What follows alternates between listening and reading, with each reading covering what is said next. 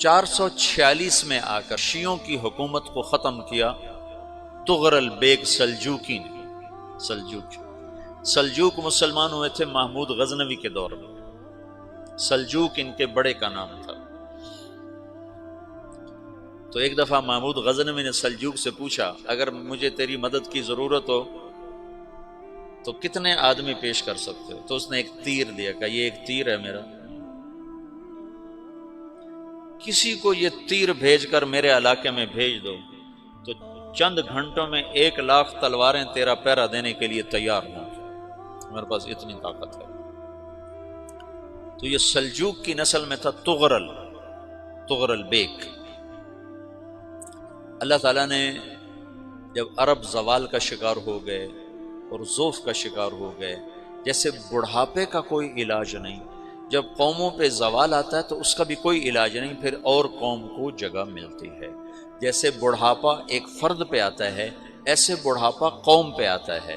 قوم کا بڑھاپا جوانی میں نہیں لوٹ سکتا، جیسے فرد کا بڑھاپا جوانی کی طرف نہیں لوٹ سکتا، قوم کا بڑھاپا جوانی کی طرف نہیں لوٹ سکتا، کوئی علاج نہیں، نئی نسل کا آنا ہی علاج ہے۔ تو عرب دھل چکے تھے، 600 سال بہت ہوتے ہیں حکومت کو، اپنی صفات گم کر چکے تھے، اب نئے خون کی ضرورت تھی۔ تغرل بیگ پہلا شخص تھا جس نے آ کر اہل السنت والجماعت کو استحکام بخشا، شیعوں کی حکومت کو ختم کیا، بغداد سے، شام سے، ان سارے علاقوں سے۔ صلاح الدین ایوبی نے اسماعیلی شیعہ کی حکومت کو ختم کیا، مصر۔ العاضد ان کا آخری خلیفہ تھا صلاح الدین ایوبی، نور الدین زنگی رحمۃ اللہ علیہ کا پروردہ تھا، اس کا دوست تھا، اس کے دوست بھی تھا، بچہ بھی تھا اس کے سامنے، زیادہ لکھنے پڑھنے کا شوق تھا۔ پھر اللہ تعالیٰ نے اس سے کام لیا اور اس کو مصر کا گورنر بنا کے بھیجا، مصر کی مدد کے لیے بھیجا، تو وہاں اس نے صلاح الدین ایوبی نے وہاں ختم کیا، تغرل بیگ نے یہاں ختم کیا۔ تو پھر سلجوک جو تھے نا یہ اقتدار میں آئے، ادھر ختم ہو گئی سلطنت بنو عباس کی، مصر ایک چھوٹی سی ترکوں کی سلطنت، تو اللہ تعالیٰ پھر مرکزیت کے لیے ایک نظام چلایا۔ دو لشکر آپس میں لڑ رہے ہیں ایک میدان میں، ایک جنگلی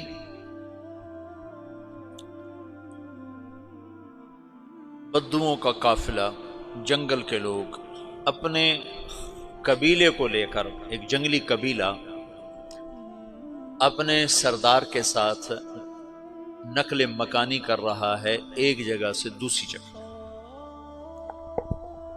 اللہ کا نظام کہ یہ لوگ چلتے چلتے چلتے اس وادی میں پہنچ گئے جہاں جنگ ہو رہی ہے، دو لشکر آپس میں لڑ رہے ہیں۔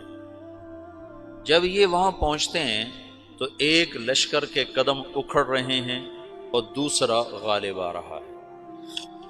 ان کو نہیں پتا شکست کھانے والے کون ہیں اور فتح پانے والے کون ہیں، ان کو نہیں پتا۔ اس جنگلی قبیلے کے سردار کا نام بھی تغرل ہے، تغرل۔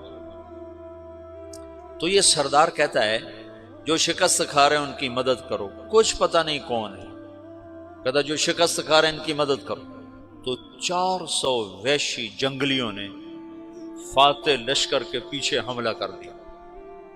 وہ تو ایک کافی ہوتا تھا، 400 دوڑ جب تلواریں پڑیں تو چند لمحوں میں نقشہ بدل گیا، بھاگنے والے جم گئے اور جمنے والے بھاگ پڑے۔ جب جنگ ختم ہوئی تو شکست خوردہ لشکر کے بادشاہ نے ان کو بلایا، اسے پوچھتا ہے مجھے جانتے ہو میں کون ہوں؟ کہا نہیں۔ کہا تو تم نے میری مدد کیوں کی؟ کہا انسانی ہمدردی کی وجہ سے، تمہیں شکست ہو رہی تھی اس لیے تمہاری مدد کی۔ پھر اس نے اپنا تعارف کرایا، میں ہوں سلیمان سلجوکی، ترکی کا بادشاہ۔ مسلمانوں کا لشکر تھا اور تاتاریوں سے شکست کھا رہا تھا، تاتاری فتح پا رہے تھے، مسلمان شکست کھا رہے تھے۔ تو وہ اللہ کی غیبی مدد بن کر آئے، تو وہ اس سے کہتا ہے میرے ساتھ رہنا پسند کرو گے؟ تم نے میرے اوپر احسان کیا ہے، میں اس کا بدلہ دینا چاہتا ہوں، میرے ساتھ رہنا پسند کرو گے؟ کہنے کا کر لوں گا۔ تو اس نے اس کو لے کر ترکی آیا، اور استنبول اس وقت روم کی حکومت میں تھا، اس سے فتح کیا اس تغرل کے آگے چوتھے پانچویں پڑپوتے محمد فاتح نے۔ تو یہ استنبول ہے، یہ ترکی ہے، بیچ میں ایک چھوٹا سمندر ہے، یہاں ایک جاگیر ہے۔ تو سلطان سلیمان کہتا ہے یہ جاگیر تجھے وقف ہے، ادھر سے رومی مجھے تنگ کرتے ہیں حملے کر کر کے، تو میرا دفاع کرتے رہنا، یہ جاگیر تیری۔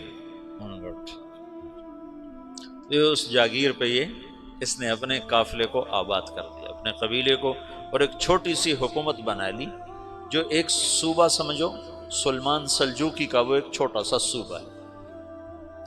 وہاں جب یہ رہ پڑا تو پھر یہ ایک شیخ کے بیت ہوتا ہے، وہاں شیخ طریقت ہے، ان کے یہ بیت ہونے جاتا ہے، وہ اس کو رات اپنے پاس ٹھہراتا ہے، تو ایک کمرے میں ان کو ان کا خادم ٹھہراتا ہے۔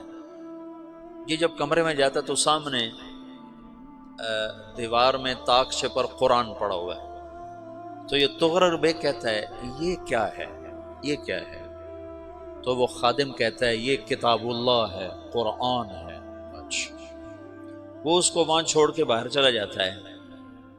وہ دیہاتی آدمی، جنگل کا رہنے والا، پہلی دفعہ زندگی میں قرآن دیکھا، وہ کہتا ہے یہ قرآن ہے، اللہ کی کتاب ہے، میں اللہ کی کتاب کے سامنے سو جاؤں، کتنی بے ادبی ہے۔ تو اس نے ایسے قرآن اٹھایا اور سر پہ رکھ لیا اور کھڑا ہو گیا، ساری رات قرآن سر پہ رکھ کے کھڑا رہا۔ رات کے پچھلے پہر اس کو خواب آیا،